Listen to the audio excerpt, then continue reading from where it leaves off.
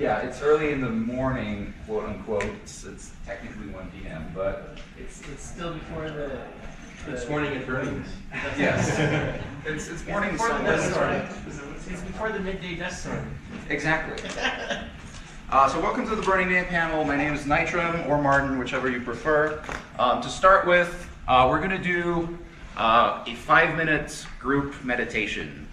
So everybody relax, breathe in, close your eyes, do whatever you need to get comfortable. Put whatever events happened at this convention in the earlier days, put that behind you, put that away.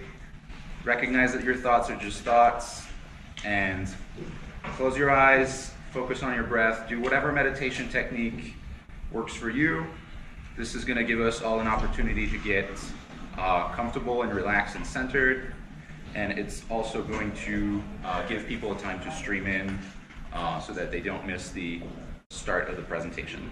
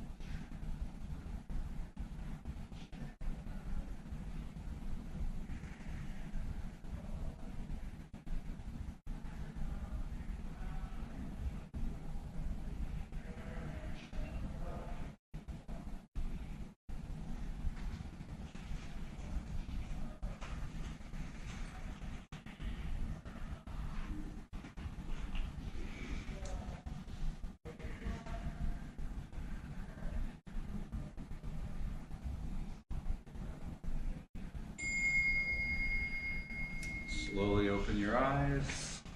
Come back to this moment. Welcome to the Burning Man 101 panel. My name is Martin, or Nitram. So this is going to be run in true burner fashion as a communal participatory experience. So if ever at any point you have something that you want to share with us, something that you connect with, please raise your hand and share it with us. So, who am I and why did I decide to do this presentation? I'm Nitram. I'm a 30-something game developer slash furry slash burner slash writer slash a bunch of other things through the furry community, mostly through Zarafa. I met some people who go to Burning Man. We call those people burners, and their stories motivated me to go. I went to Burning Man in 2018, and it was one of the most valuable experiences of my life. And so I'm here to share with you those experiences so that maybe you'll decide to go as well and have your own very valuable experiences, whatever those end up being. So what is Burning Man? Burning Man is hard to describe. Burning Man is hard to describe in pretty much the same way that furry conventions are hard to describe, because they're many things to many different people. So let's start with something familiar. What's a furry convention? Is it a place where a bunch of people go to wear fursuits and hug each other? Sort of, but there's more to it. Is it a big party where a lot of young queer people drink heavily and dance late at night at a rave? It certainly is that, but there's more to it. Is it a gathering of artists who appreciate and draw anthropomorphic art? Well, yes, but there's more to it. Is it an event for adults that revolves around adult art and sexual themes and fetishes and hookups? Well, yes, but there's more to it. None of those are wrong, but they're all incomplete pictures. And you've probably heard similar incomplete stories of what Burning Man is. So, what is Burning Man? Burning Man is an event. Burning Man happens once a year, every year. It takes place in the same place every year in the Nevada desert. Relatively close, actually. It's a 2-hour drive from here. It lasts for 7 days. It lasts officially for 1 whole week. And it brings together over 70,000 people each year. To give you a sense of scale, when Burning Man is going on, it is the 3rd largest city in Nevada. Come on in, have a seat. Don't be shy. So Burning Man is about a lot of things, but primarily Burning Man is about art. What do I mean by art? I mean art. This kind of art. These are, for the most part, all photos that I took on my trip to Burning Man. These are cell phone photos taken in the moment. So what you see over here is a large sculpture of a praying mantis that shoots fire. What you see in the back there is a giant neon face that's actually an art car. It's a vehicle that moves around, and it is very, very trippy. This one has a really interesting effect where the expression of the face changes depending on how you're looking at it. Another beautiful photo. I think this is a very Burning Man sort of photo. This giant dodecagonal polyhedron that you can go inside, and there are mirrors inside, and there's digital rain going down the side. And then you can see in the back there's this sort of pyramid of lights, and if you get closer to the pyramid, you realize it's this giant spike. It's a giant metal spike with cars and trailers and things impaled on the spike. And you can see there are a bunch of people climbing it, and at the top there's a crow's nest, and the crow's nest shoots fire. So that's Burning Man. That's the kind of art that you see at Burning Man. So I tried climbing this one. And you sort of you climb on the hood of the first car, and then to get on the second one, you have to put your foot on the dead axle of this car and put all your weight onto it. And that was when I decided, fuck this. That's as far as I go. They roped it off after the first night. I'm not sure why. Yeah. Well, look at it, you can understand it. Yeah. Someone would die. This is another art car. It's a giant panther, big cat with an enormous sound system blasting music into the night. This is an airplane, a 747 to be precise, that is also blasting music into the night and has an enormous light show. So these are some of the things that you might see on the playa at Burning Man. Yeah, those guys are jerks though. There's controversy. Like any big event, there's controversy. There's more than one side of that. Yep. So why should you care? Why should you care about, this big gathering of art? I think you should care because it's a gathering of art and artists unlike anything else on the planet. It's unlike anything else that I've ever seen. It's thousands upon thousands of art installations, all of them made available freely as a gift to the Burning Man community. And that's you. You are the Burning Man community. Black Rock City, which is the name of the place that appears in the desert, is a truly unique place. It's full of beauty and wonder on a scale that I didn't think existed on Earth. And to give you a sense of the scale, this is not my picture. I found this on Google image search, but this is Black Rock City as seen from above. This is a city of 70,000 people that just springs up in the desert. You have Center Camp over here, you have the playa, which is full of art, you have camps and trailers and RVs and people living. It is a living, breathing city that just appears and disappears over the course of a week. What year is that? I don't know. Center Camp That has the photo is best fantastic. chai. Yeah. What's that? Center Camp has the best chai. That's entirely possible. Food and drinks taste better at Burning Man. I don't know if you can tell what year it is. It looks the same design, pretty much. No, they Yeah. change the design every year, and you can see the man, so that gives you a clue. So that picture looks like it's about 10 years old. No, I've never seen this one. That's fantastic. That's So what, Burning Man is a big art show? Well, yes, with some caveats. The first one and the most important one is Burning Man has no distinction between organizer and spectator. There are no spectators at Burning Man. Everyone is encouraged to participate in some way. In fact, it's an expectation that you'll contribute to the show in some way. If you want to put something together, you do it. You don't have to get permission from anyone. Most art installations are interactive in some way. This isn't a museum where there's a velvet rope around the painting and you can't get too close or breathe on the painting. You can usually touch, play with, and sometimes climb the art that you find. The flip side of that is you're responsible for your own safety. If you choose to climb something, like the giant stack of cars, if you fall and get hurt, that is your problem, not somebody else's problem.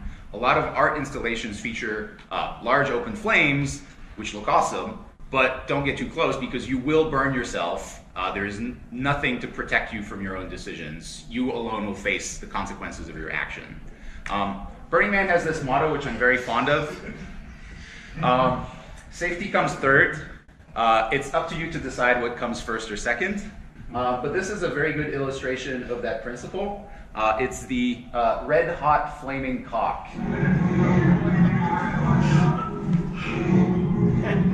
And so it's this enormous metal rooster filled with burning wood, spitting embers everywhere, and there's a giant seesaw as a base, and people just jump up and down and get embers all over themselves.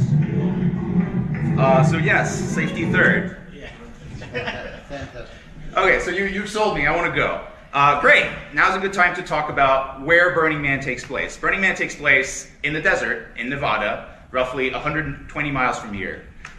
It is a remote, uninhabited, hostile wasteland where nothing lives. Not exactly nothing. There's bugs. There's the tiny, the playa, it has a shrimp, the fairy shrimp that lives there all year long. When in summer, it's dormant, which is why we're not allowed to spill water or any liquids on the surface of the playa. Where nothing lives except for tiny dormant shrimp. The days are extremely hot and the nights can get freezing cold. So this is what it looks like when you get there. It is completely flat. It's completely empty desert. It's a flat white void as far as the eye can see. And then over the course of several days, burners, that's you, build Black Rock City from nothing.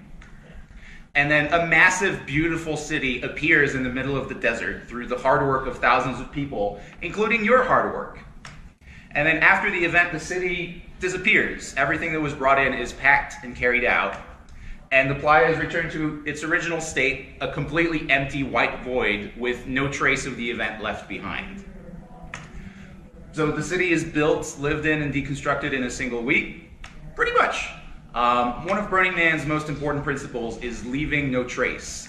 The playa, the place where the event takes place, starts out as a completely blank, clean canvas, and it's everyone's responsibility to leave it that way when the event ends.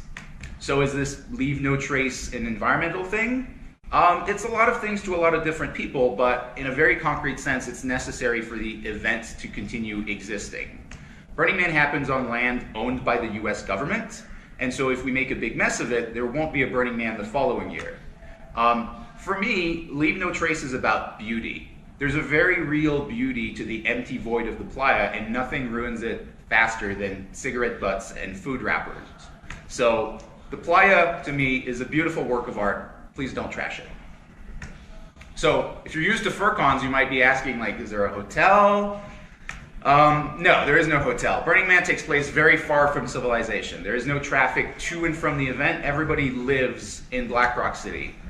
There is no right or wrong way to exist in Black Rock City. People have many ways, and you have to figure out one that works for you. A lot of people camp in tents. Some people build temporary structures. Some people bring RVs. Some people have shared housing as part of a larger camp. Creativity will get you there. This was our setup. We built this monkey hut as part of our camp.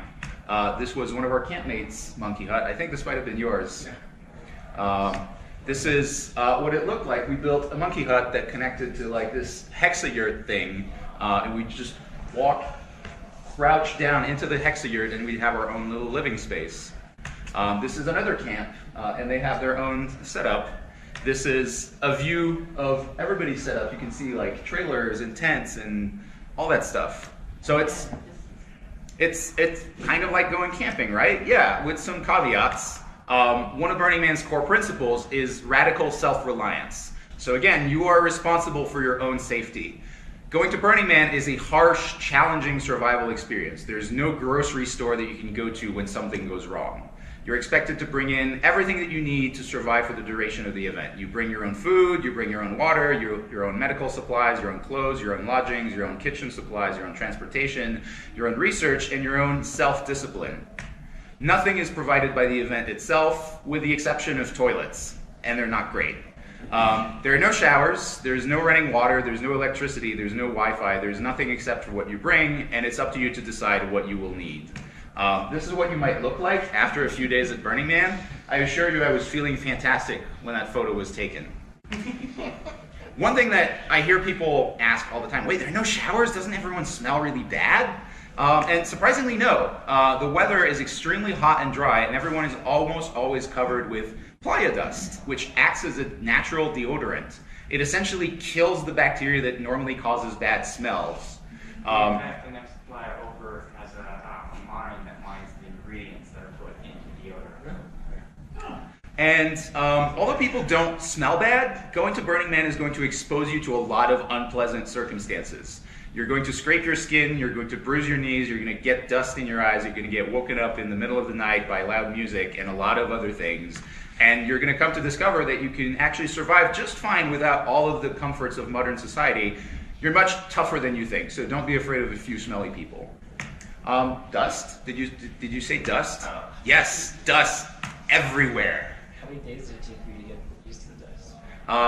You never get used to it. 3. When did you accept it as part of your existence? Become one with the dust. Yeah. Yes.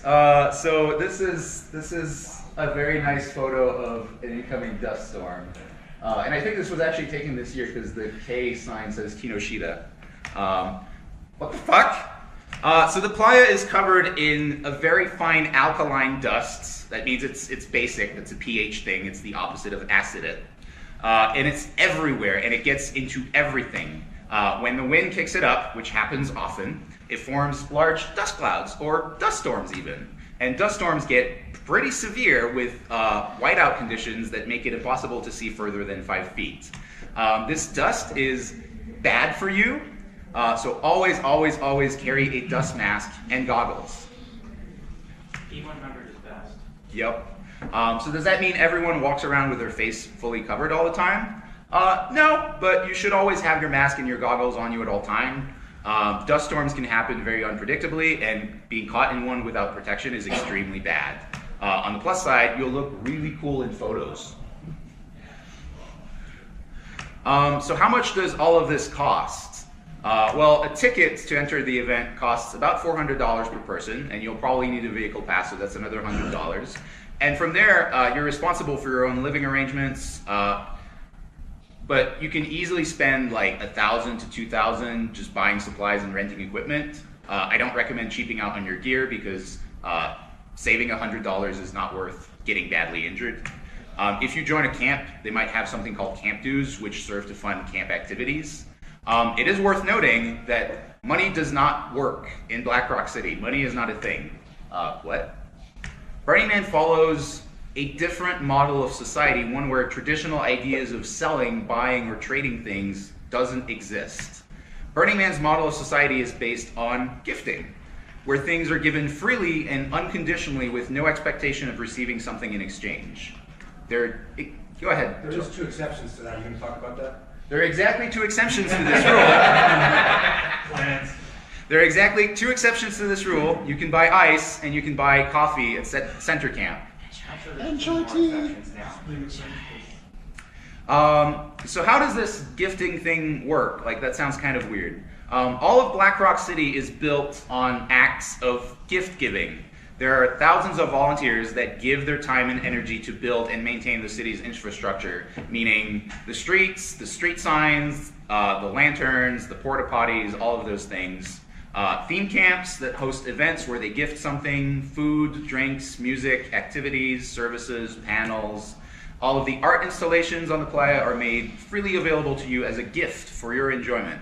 You can find just about anything being gifted on the playa. You can find hot dogs, you can find grilled cheese sandwiches, you can find alcohol, which bring your ID, you can find massages, you can find somebody to fix your bike, you can find guided meditation, you can find yoga classes. You can find creme brulee served by an authentic French chef. This was a list that somebody had compiled of all of the things that were being given out. Beer, taquitos, pecan pie, Bloody Marys, just endless amounts of gifting. This one is a personal story. So I brought my fursuits to Burning Man, and the weather got so hot that the glue that was holding the nose in place melted and my nose fell off. And so what happened is I went to the hardware camp that was just across the street and I said, hey, can you guys like fix my nose? And these large burly men with power tools essentially like affixed a screw to my fursuit head and screwed my nose back on. And that's how I got an impromptu nose job at Burning Man. So how do I participate in this gifting thing? Well, you might sense a theme. That's for you to decide. There's a lot of opportunities to volunteer with the different groups that make Burning Man possible. You can make some small art objects like badges or pendants and hand them out.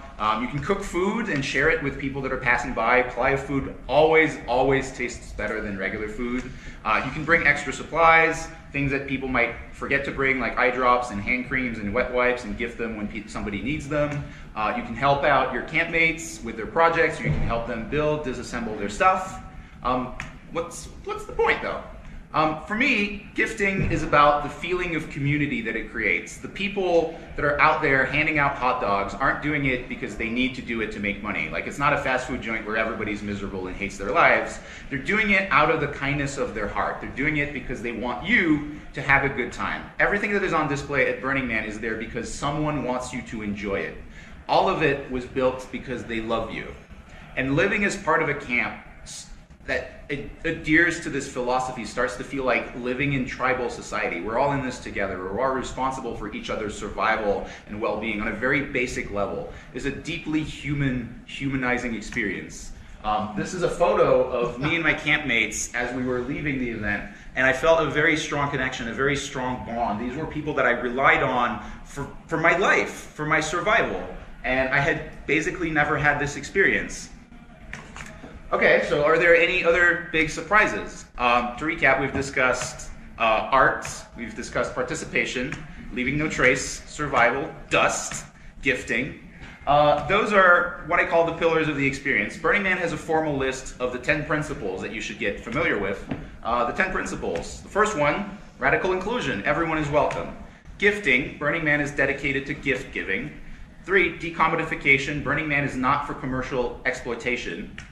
4, radical self-reliance. You are responsible for yourself and for everything that you decide to do. Radical self-expression. Each person offers their own unique gifts. Communal effort. Burning Man is created by its community. Civic responsibility. Burning Man values civil society. That means respecting the law, respecting each other, respecting the city. Leaving no trace. Clean up after yourself. Participation. Everyone is invited to work, but also play. And finally, 10, immediacy. Embrace the experiences that you have. So why is it called Burning Man? Well, this is the man. This is the man burning. Any questions? It's a little brighter than that.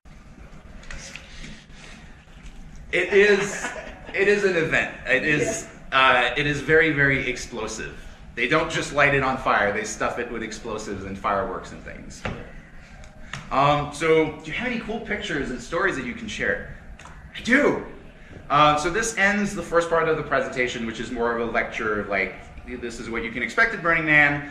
Now starts the second part of the talk, which is just a bunch of photos and me talking through what I did at Burning Man. Yes? I guess a question for the end of this part. Talk about what it costs to get a ticket. Are there enough tickets? Like, is it hard to get a ticket to go? It is somewhat challenging to get a ticket. I went last year and I was able to get a ticket through the main sale relatively painlessly. I basically knew exactly when it was starting up and I bought a ticket in the first 30 seconds of the sale.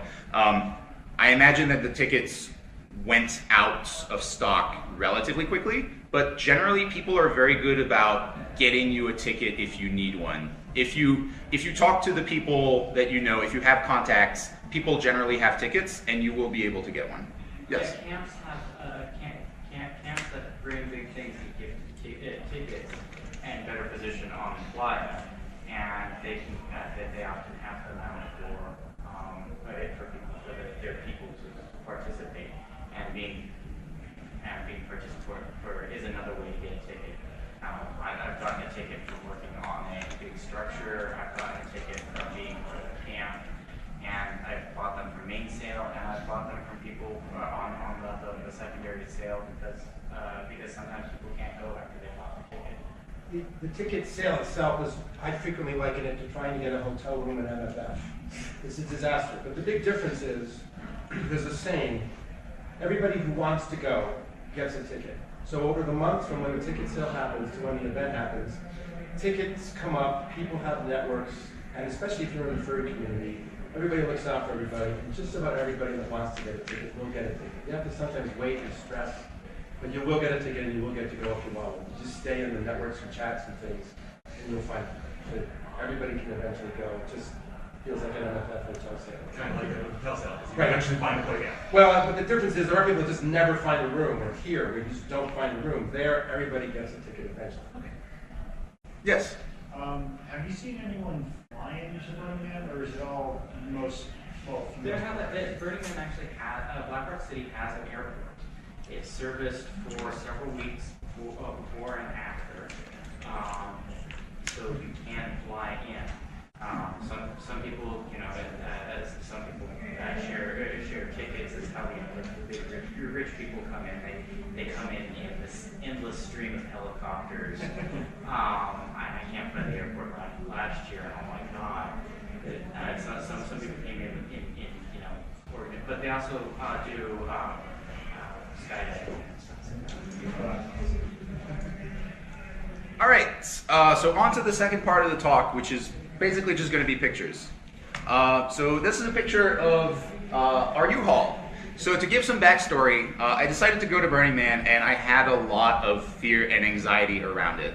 I am not an outdoorsy kind of person. I'm a software engineer. I play video games in my spare time. I don't go out into the woods and camp. Camping is something I had done maybe 20 years ago with my family once. So I had a lot of anxiety about it. I was going to a very hostile place. I was going to camp with some people I had basically never met, just some random people that I met on the internet, just a couple of random furries, and I just booked a one-way flight to go to San Francisco to go to this dude's house where we would pack a U-Haul full of gear, and then we would drive down to Reno and stay overnight in a hotel, and then drive the rest of the way to the playa to build out this camp in something called a hexayurt, which, what the fuck is that? I don't even know.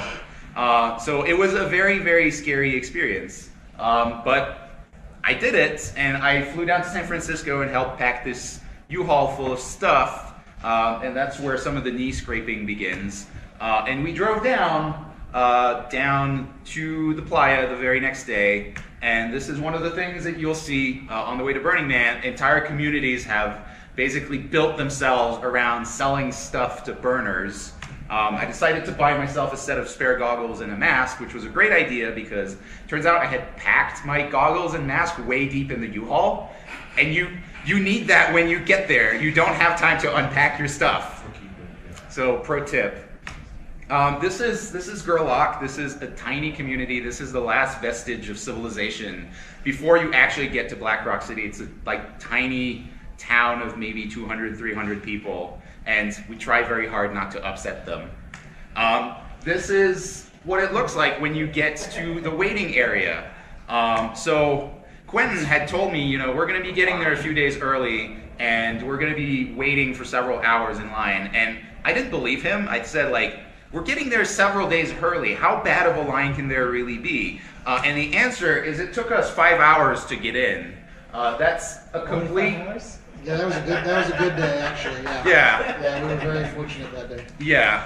But we finally got in, and Quentin, I think you had your ticket from the past year. I somehow in my phone I had the wrong one ready. Oh no. Yeah. So we got diverted for a bit. We finally cleared it up, but yeah. Yeah, we managed to get in, and we got to our camping location at 2 in the morning, and I got there, and it's like colonizing another planet. It's like you get to Mars. It's like you have all these shipping containers, and everything is dark. There's no sources of light other than artificial light. There's dust everywhere. You need goggles and a mask and a headlamp to do anything, and you're scrambling to set up some sort of location so that you can sleep, so that when the sun rises, you can start building your camp.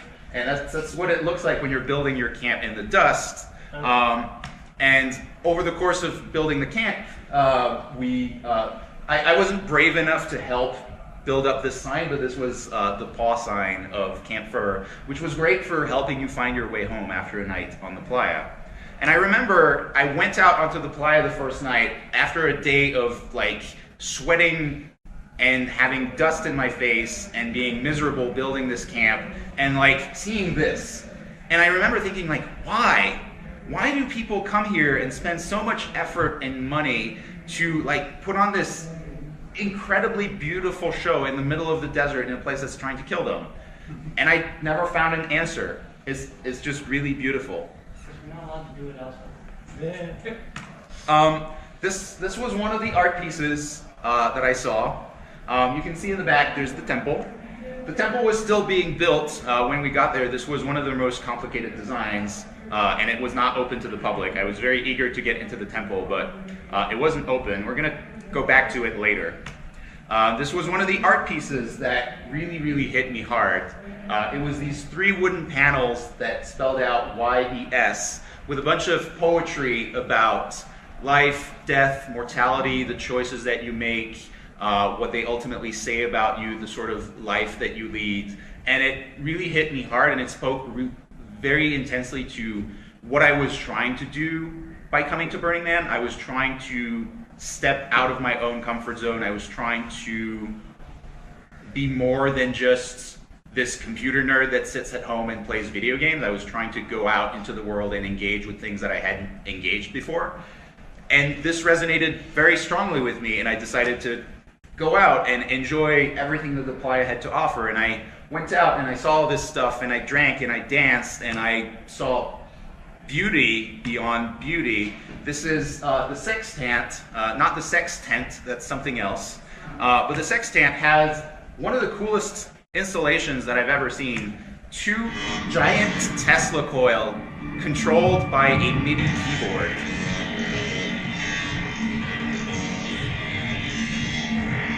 Don't back up too much. And so there's a MIDI keyboard at the base of these Tesla coils, and you can just walk up to it and start playing out the Mario theme and watch lightning shoot out of these Tesla coils at your whim. And there's no line for this. There's no like pay $20 to mess around. No. Just go up to it and have fun with it. This is the altitude lounge. This is the view from the altitude lounge. And this is what I look like on the altitude lounge. You need a headlamp. You need to be lit for very practical reasons, because if you are not lit up, people will not be able to see you in the dark. And so it is a very practical thing for you to have not just a headlamp, but hopefully some other form of body lighting. Because if you are not lit, then you might get run into a giant cat and it might run you over. The art cars only move at 5 miles per hour, but they're quite large, so please be visible. The bikes move a lot faster than 5 miles per hour. You might run into a ghost. You might run into a horse. This one actually says no climbing. One motto that I heard is, if it doesn't say no climbing, you can climb it. This is one of the most impressive art cars that I saw out there.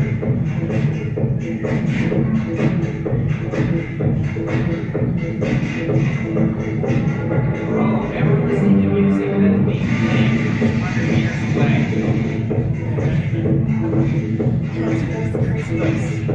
It is terrifying. The next day, as I was waiting for my nose to be fixed, this was the view. You can see Camp Fur is just over there. You can see some art car has like a giant hook and a giant swing, and some girl is just swinging away. You might run into this on the playa, just, you know, a friend. This is Thunderdome. If you're familiar with Mad Max, you're familiar with the motto of Thunderdome. 2 men enter, 1 man leaves. That's what this is. It's real life Thunderdome. It's people beating the shit out of each other with foam bats while they're hanging from elastic straps. And Thunderdome has rules, just like everything else. The rules of Thunderdome are, we are always right, find your own opponent, sign up to fight, start and stop when told, fights last as long as we say, and the most important one is don't bitch. So this is a video that I took of Thunderdome with Rammstein in the background, which is the best part.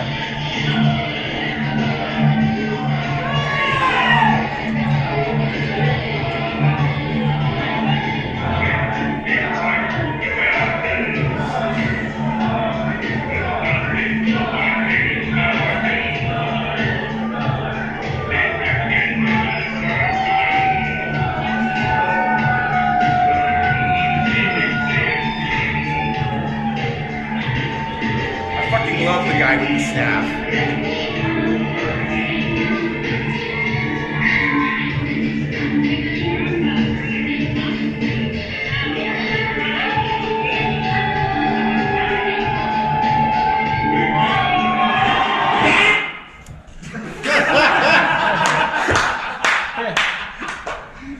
So that's Thunderdome. The video goes on for 5 minutes, so if you're curious, I can show it to you afterwards.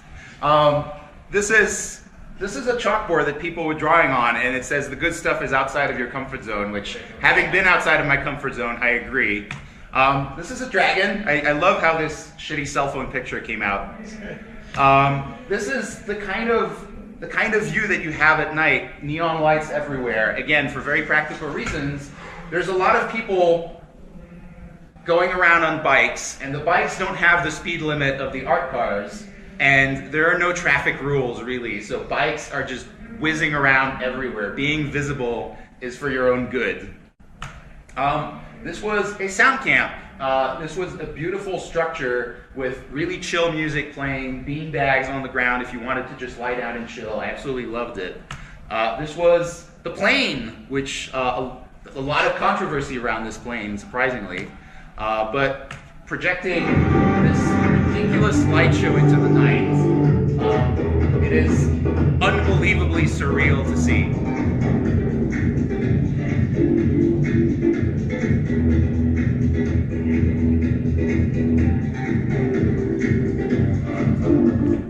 This is what it looks like.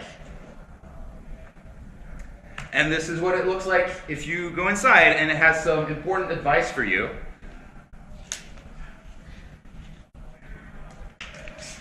Shout. Hers.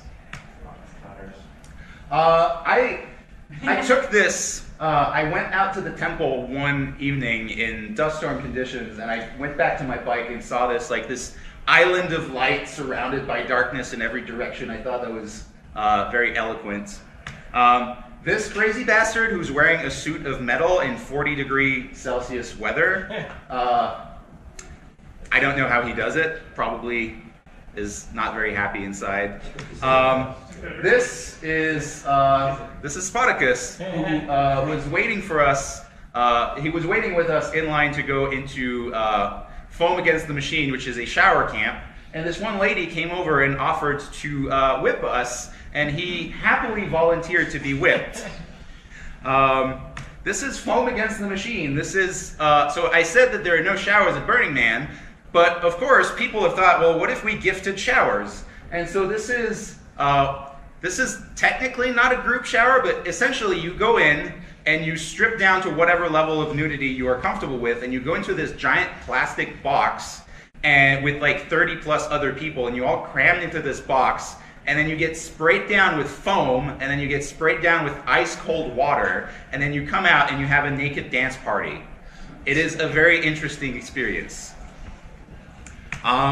This is another art car. This is a giant sheep. You get in through this ramp that has access to the anus, and you slide down the anus. The giant sheep was constructed through Kickstarter funds. Nice. This is one of my personal favorites. This is PumpBot. So the idea of PumpBot is it's this box, and there's this meter that has a face on it, and the face moves. It has these handles on the side. It has this cushion that's aligned with your hips.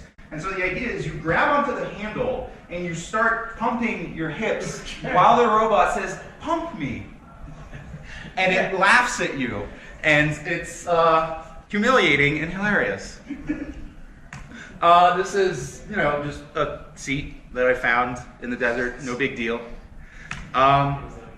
This is a giant scarab. This is a pineapple. You might see a pineapple drifting around. You might see. Is that a pineapple bed? Yes, it's the pineapple bed. It's also a bed. Very important.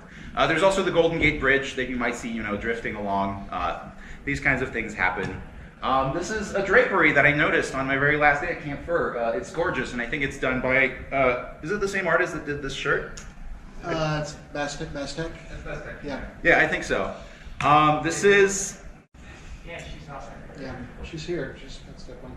This is a lot of the furries that attended Burning Man. One of the other camps was kind enough to offer us a ride on their art car, lovingly called the Heavy Petting Zoo. And you can see me there. You can see Zarafa. You can see Neon. You can see Ametaphis. You can see Quinn. You can see Sulka, and a bunch of other lovely people.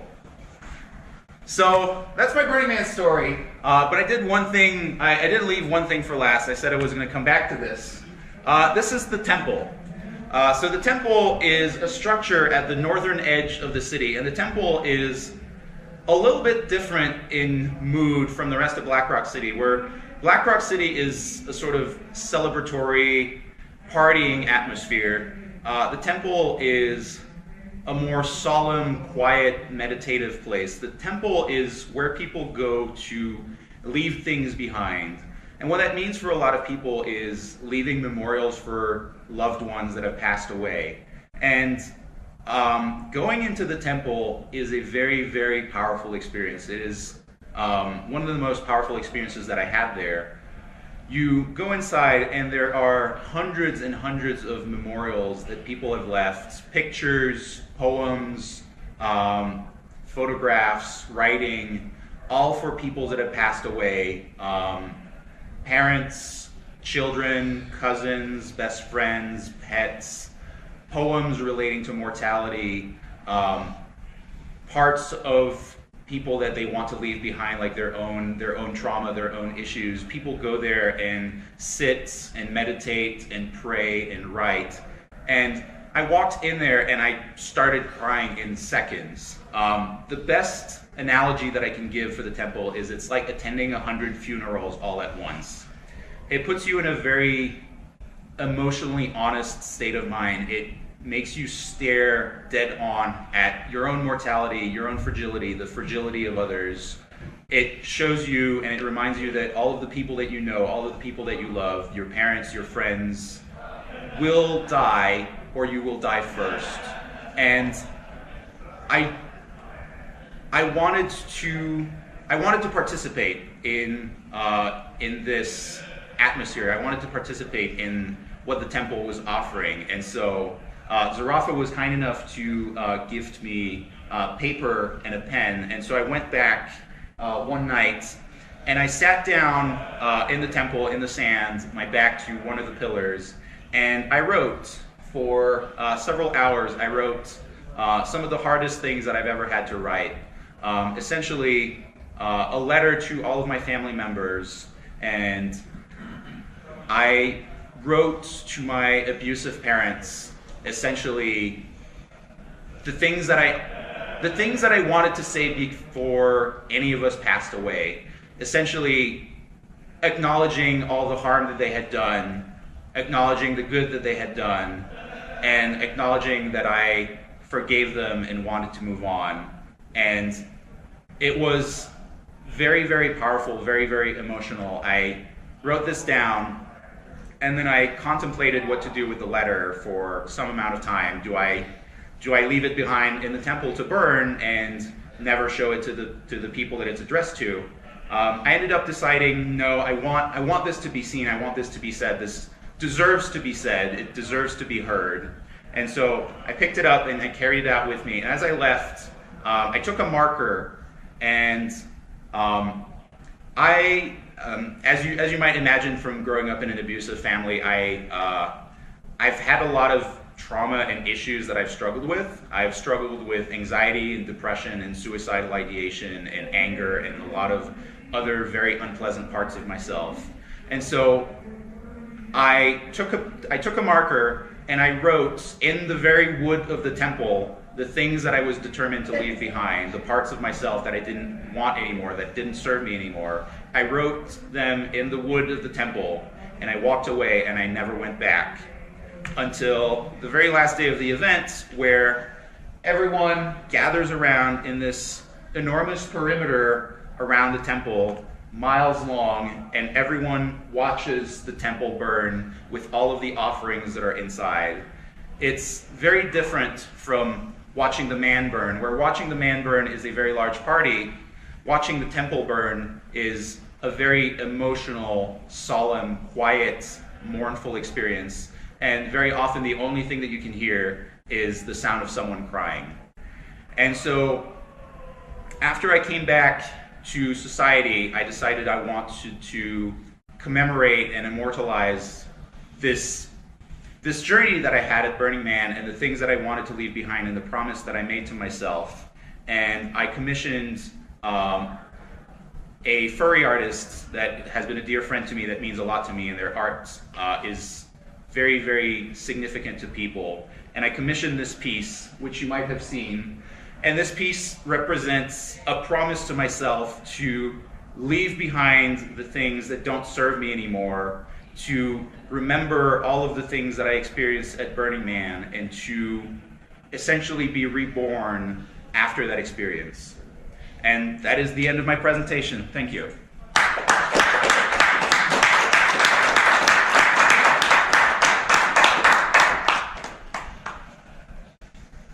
Any questions? Any comments? Anything that you would like to share? We spend about $500 going every year, aside from tickets. Mm-hmm. We do survival camping out of cars, so it can be super cheap. We've multiple times, like in Camp Fur, there's a couple people who come in on the bus, Mm-hmm. and they have somebody else bring in their water, but that gets them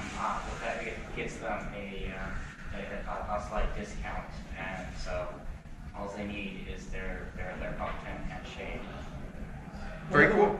I'm sorry, go ahead. Go ahead. I was going to say, one of the ways to look at the expense, $500 is probably on the low end. That's about what I spend too, but if you take that in with the $500 you spend to get in, you're looking at $1,000, which is a lot of money. But the way I look at it is, where else can you go and spend a week, say, of vacation anywhere in the world for just $1,000 for all your expenses? And this time you're going to have an experience that's unlike anything else in the world and is potentially life-changing. So although it sounds like a lot of money, when you factor in the fact that you're doing it for a whole week and what you're getting for that week, it's really not much at all. You can, of course, spend thousands of dollars renting trailers and doing all sorts of other high-tech things, but you don't have to. I still camp in a tent. I've done it for 13 years and I'm still in a tent. Other people do RVs. I'm a minimalist, but other people aren't. There's a million ways to do it. Yes. Question for, I guess, folks. What do you do mid-afternoon? You just hide in the tent because it's too hot. Because I've always seen pictures of setup and then nighttime. I've never seen anybody doing anything during the day. That's very observant of you. Yeah. If it's not too hot, you're out and about. It's not too dusty. It's not too dusty. If it's really hot, you rest. It's a nocturnal society. Yeah. So things start heating up when the sun, in fact, everybody cheers when the sun sets. And then it gets crazier and crazier until the hours of midnight to 4 a.m. are like peak hours for Black Rock City. And then things start to quiet down again. And there, in fact, while big sound camps are all facing away from the city, in the middle of the day, you can have sound throughout the city. So there are big domes with shade and sound, and big dance clubs inside the city. And at night, it all pushes out into the open playa and towards the big sound camps at the edge. There's also thousands of panels and bars and activities and yoga and hot tubs and it's just endless. Hot tubs. Well, not hot tubs, sorry, steam baths. Yeah. I actually went to a steam bath for the first time this past Bathing is year. actual dip bathing is not allowed. Yeah. And then there's the art itself. A lot of us, when you're finally able to stand the heat of the dust, you get on your bicycle, and you can't see all the art. Even if there's nothing else to look at art all week long, you don't get to it all. Some of it pops up and it's gone. Some of it burns before you get to Yeah. it. There's just thousands of pieces of art. That was what impressed me the most, is the enormous amount of art everywhere you look. It's just crazy. You don't hear about that. You think of it as a party. Everyone talks about it as a party. But it's all this art. Sorry. Just exploring inner city is It's the rain and stuff. literally a ticket to another planet, I would say. It's so far out there. Ticket to what? Another planet. Yeah. That's what it feels like. It feels like you're literally going to another planet, and then everybody just brings this amazing experience to life on that, and then it just disappears. You just need to send all the burners to Mars, and then Mars will be the best planet. Well, it's a really interesting community. I mean, I was a burner before I was a furry. In fact, I like to say I would not be a furry if it weren't for Burning Man. And it's interesting. I find, you see, like, I do this when I'm in the headless lounge, and you see somebody in a fursuit just sitting down, slumped. I'll go over and just say, "Are you okay?" And it's one of the things that burners do. Everybody checks on everybody, just making sure. And there's no one else to do it. You do it. And if someone's not okay, you help them get to where they need to be, so they are okay. I always felt that you had an amazing ability to just go up to anyone and talk to them, and I was like, how do you do that? I just didn't understand. And I went to Burning Man with you, and then I saw it, I'm like, oh, that's how you do it. Yeah. I tell everybody that, everyone ever says to me, I've always wanted to go, and I say, you should go. Do what it takes. Just go. It's not for everybody. The heat and dust is terrible. Asthmatics have trouble. If you really hate camping and you're going to be miserable, don't go. But if it shows you have any interest in it, go do it. You'll survive there. Oh, that's the man, right? That's center campus. Center camp. Yeah, so in the middle of the day, center camp is packed with people. It's a giant tent with a coffee bar in the middle, the only place where you can actually spend money. And surrounded by bike racks and 2 rings of booths which have an activity all day. And the city's just filled with stuff like this. Cool. No matter what, you will have an experience like you've never had before. Since many people, like for myself, it changes your life. I don't know, did you say that? Yes and no. I mean, In different ways that you guys, I guess. well, no one's the same. Everybody has their own experience. Just like if you think about the way everybody relates to their persona, everybody's different. Everybody has a different experience out there. You don't know what'll hit you, but you'll get hit with something. Burning Man helped me in a lot of really hard things in my life that I was going through, and I came out after 5 years finally feeling better and at peace with everything, going to the temple, a lot of things that Nitram said. And I wanted to help others feel that same sense of healing and bring them in there, and it's just beautiful seeing, you know, you're a guy that I helped get there, and just seeing what this has done for you. Like, I'm here crying just seeing how amazing and cathartic it was for you. So it's beautiful. Thank you, It's just Gwen. a beautiful thing. I also love Nitram's analogy between the fandom and Burning Man, because or convention. I use the analogy to people that know nothing about either. One of the things that people say about Burning Man is, oh, it's just a bunch of naked people running around on drugs. And there are naked people running around on drugs, and that's this. There's all this other stuff. And just like people that know nothing about the fandom say, that's people having sex in pursuit, well, of course there are. But if that's all you're going to look at, and all the other stuff that happens here, you're just focusing on one little thing. It's small. It's an amazing story. I heard one whole story, so I'm keeping most of it back. But, You'll hear a million. I mean, but now I'm here singing. yeah, Quentin has. I have. Everyone, Yeah, talk to anybody who's yeah. out there. Yeah. It's incredible, and like the very literal definition of the word incredible. It is. You should go. Impossible. You should go. Thank you for sharing. Thank you. Yeah, Thank you for coming. Nitram.